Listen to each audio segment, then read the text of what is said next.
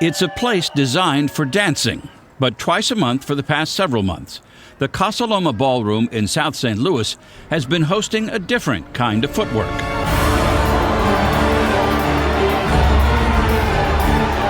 It is called the National Wrasslin League, though right now it's regional. The NWL's matches are fought only in Kansas City and St. Louis, featuring local characters with local character. It's the I-70 rivalry, one town at each end. You can either be on Team Fight STL or Team Fight KC, so you just pick your side and root for your city. Kansas City does have a rich history in wrestling, but St. Louis has a much richer, longer history in professional wrestling. And look at that! A backbreaker and an airplane spin combined! When Wrestling at the Chase first hit the airwaves with its colorful cast, TV was still in black and white.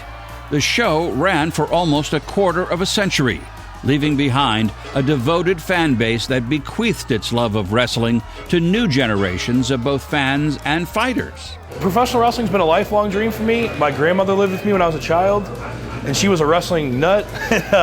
Kevin Kwiatkowski is a good guy playing a bad guy named Todd Letterman, a huffing, puffing, 330-pound man-child stuffed into an all-American singlet.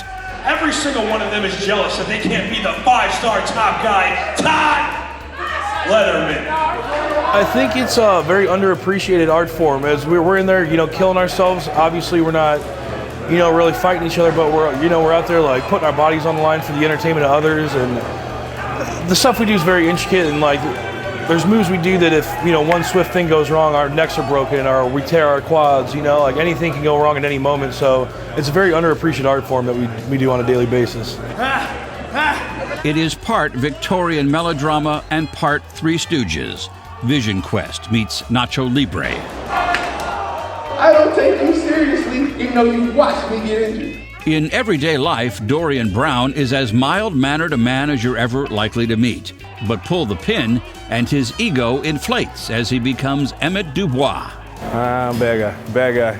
And when Emmett Dubois is in the ring, you'd better watch your step, especially if, for reasons passing explanation, there happens to be a card table nearby. That's the fun part. It's like people are always like, "Oh, you smile so much. I can't imagine you." When I go to work, they're like, "I can't imagine you being, a bad guy." I'm like, give me a try. I'm like the mom in the locker room, so when they have all their stuff around, I'm like, pick up after yourselves.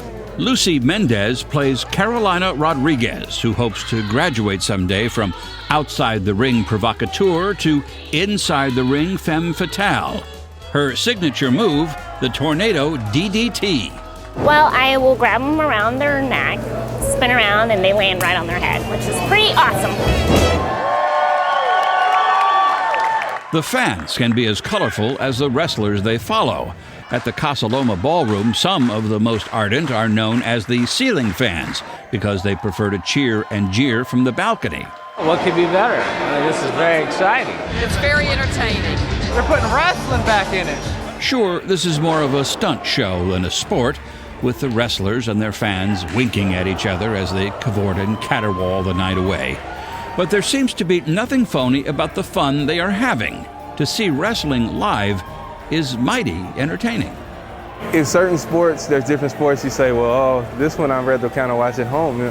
This one, it's nothing like it. Like the music, the characters when they're in your face and they're yelling at you, and you can see the slobber flying out and somebody gets hit, and it's just, in the crowd, wrestling fans are kind of crazy. They're good crazy, but they're kind of crazy. So it's nice to be amongst them.